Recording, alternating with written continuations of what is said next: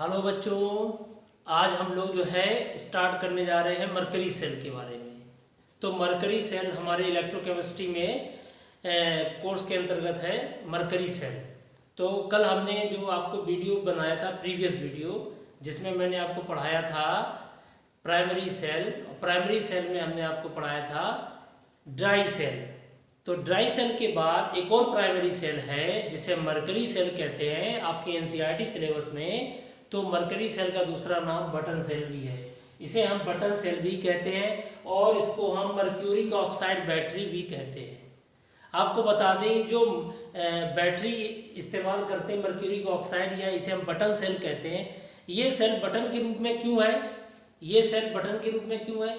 क्योंकि आपने देखा होगा जो छोटी छोटी डिवाइस होती हैं, इलेक्ट्रॉनिक डिवाइस होती हैं, खासकर कैलकुलेटर, वॉचेस या सुनने की मशीन जो हेयरिंग एड्स होते हैं, या हमारे पोर्टेबल छोटे इलेक्ट्रॉनिक डिवाइसेस होते हैं, उनमें जो है ये जो है बटन सेल का यूज़ किया जाता है। ये छोटी सी सेल होती है, सिल्वर कलर की, आपने देखी होगी, वाइट कलर की, सिल्वर टाइप की। तो बटन सेल होती है। उस बटन सेल के अंतर्गत एनोड कौन है, कैथोड कौन है, इलेक्ट्रोलाइट कौन है और इलेक्ट्रोड पर रिएक्शन कौन सी हो रही है, टोटल रिएक्शन क्या है, ये सब बताएंगे आपको इसमें हम। तो सबसे पहले हम स्टार्ट करेंगे कि भाई नॉन रिचार्जेबल प्राइमरी सेल जो दूसरी है, ये सेकेंड है। पहली सेल हम ड्राई सेल है वो हम आपको बता चुके हैं। आज हम बताने जा रहे हैं मरकरी सेल। तो मरकरी सेल का दूसरा नाम बटन सेल भी है, इसे मर्क्यूरिक ऑक्साइड भी कहते हैं। इसका यूज कहाँ है? कैलकुलेटर में, वॉचेस में, हेयरिंग एड्स में, या डिजिटल थर्मामीटर में, खिलौने में, टॉयज में, या लो करंट डिवाइसेस में इसका इस्तेमाल किया जाता है। ये जो है सबसे ज़्यादा इसका इस्तेमाल हुआ सेकेंड वर्ल्ड वार के बाद, यानी द्वितीय विश्व युद्ध जब हुआ था, सेकेंड वर्ल्ड वार, उसके बाद यानी 1945 के आसपास मरकरी सेल का इस्तेमाल बहुत ज़्यादा होने लगा था। पावरफुल मतलब बहुत ज़्यादा मतलब यूज़ होने लगा था। लेकिन 1996 के बाद इसका यूज़ कम होने लगा। क्यों? एक्चुअली इसमें हैवी मेटल्स मरकरी का इस्तेमाल किया जाता है, और हैवी मेटल्स को लोग क्या करते हैं, यूज़ करने के बाद रिचार्ज तो होते नहीं है मरकरी सेल, यूज़ करने के बाद इसको फेंक देते थे वाटर में, गार्बेज, मतलब कहीं पर भी फेंक देते थे। तो अगर पानी में जाएगी तो उसमें क्या होगा, इस हैवी मेटल्स का अमाउंट वाटर में बढ़ जाएगा, ड्रिंकिंग वाटर में चला जा सकता है। तो ये कहीं ना कहीं ये इन्वायरमेंट को पॉल्यूट कर रहा था, इसलिए इस पर एक एक्ट लगाया गया, जिसे इस एक्ट को कहा गया है बैटरी एक्ट लॉ।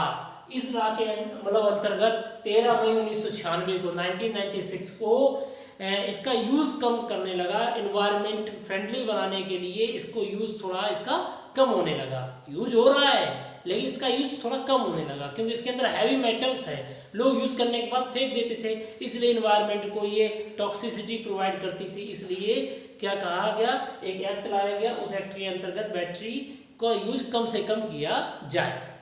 तो बच्चों देखिए, इस बैटरी में होता क्या है, इस बैटरी में एनोड होता है। हर बैटरी की बात करें, हर बैटरी में एक एनोड होता है, एक कैथोड होता है और एक इलेक्ट्रोलाइट होता है। तो एनोड कौन है इसमें? जिंक अमलगम है बच्चों। जिंक अमलगम यहाँ पर एनोड का काम करेगा, कैथोड का काम कौन करेगा? ग्रेफाइट की रॉड होती है, उसके अंदर जो पेस्ट होता है वो मर्क्यूरिक ऑक्साइड और कार्बन का पेस्ट होता है।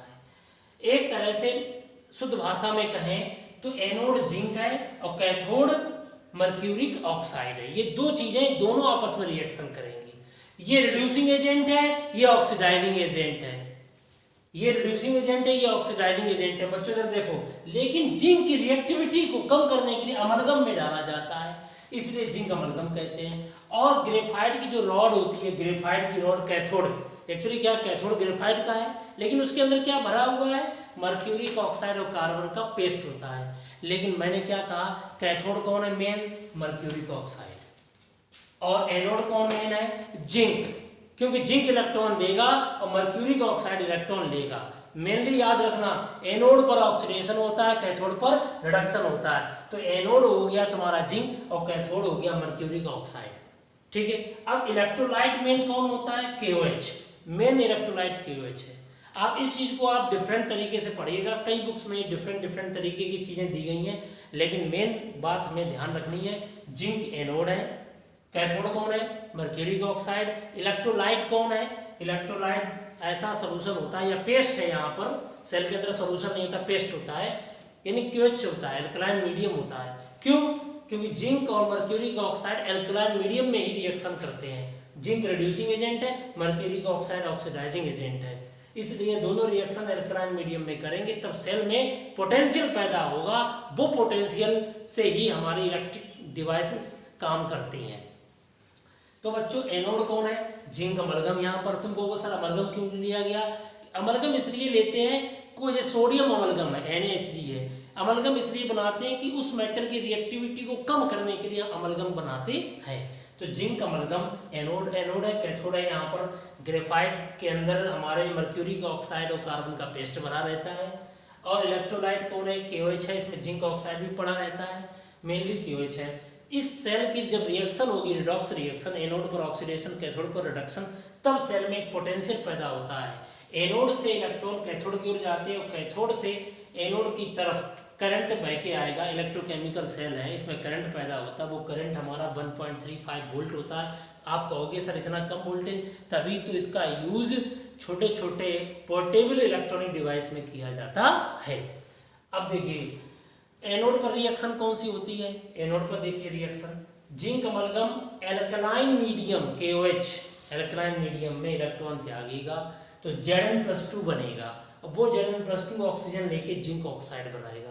तो कहीं ना कहीं यहाँ जिंक पर चार्ज 0 है, यहाँ पर जिंक पे चार्ज +2 है, Zn+2।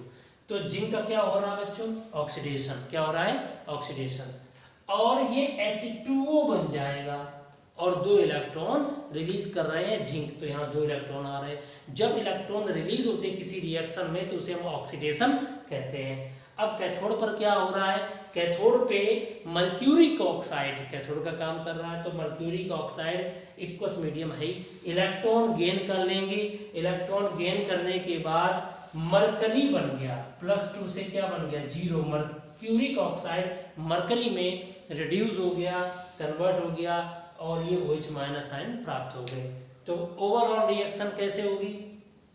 अगर आप ध्यान से देखें इस रिएक्शन में जब जोड़ेंगे हम एनोड और कैथोड को, जब हम एनोड और कैथोड को जोड़ेंगे तो यहाँ OH- आयन कट गए। ये एनोड पर रिएक्शन, कैथोड पर रिएक्शन, और ये हमारे H2O पर 2 इलेक्ट्रॉन, ये भी हमारे कट गए। तो क्या बचा? जिंक अमलगम और HgO, zinc oxide plus Hg। तो जिंक अमलगम से क्या हो रहा है? जिंक ऑक्साइड क्या बन रहा है? ऑक्सीडेशन हो रहा है।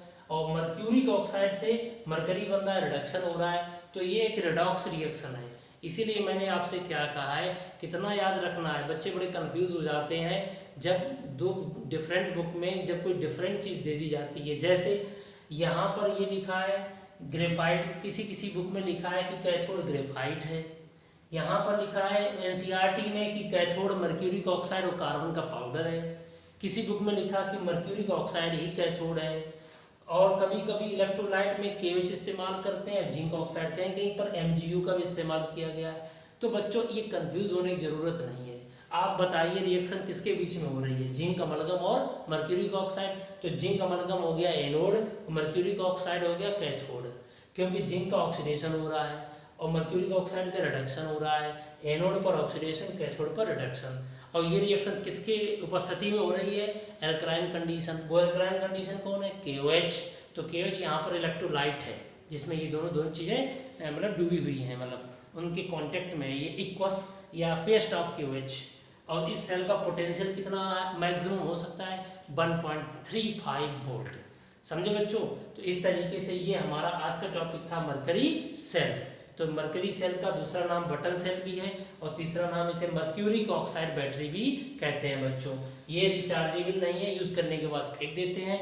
और प्लीज़ जितनी भी बैटरीज या सेल का इस्तेमाल करते हैं उनको यूज़ करने के बाद फेंकना नहीं चाहिए, क्योंकि उनमें हैवी मेटल्स होते हैं। वो हैवी मेटल सॉइल में या वाटर के साथ मिक्स होकर के वो कहीं ना कहीं हमारे लिए टॉक्सिसिटी क्रिएट करते हैं। ड्रिंकिंग वाटर को जो पीने योग्य नहीं रहता है, इसीलिए जो है हम उसका अवॉइड करते हैं कि इन चीज़ों का इस्तेमाल कम से कम करें। और करें में तो इनका गार्बेज जो है, इनको जो यूज़ करने के बाद जिन्हें फेंकेंगे तो नॉर्मली गार्बेज में नहीं डालना चाहिए। ठीक है बच्चों, आज का हमारा टॉपिक कैसा लगा कमेंट्स करना मत भूलिएगा। Thank you for watching.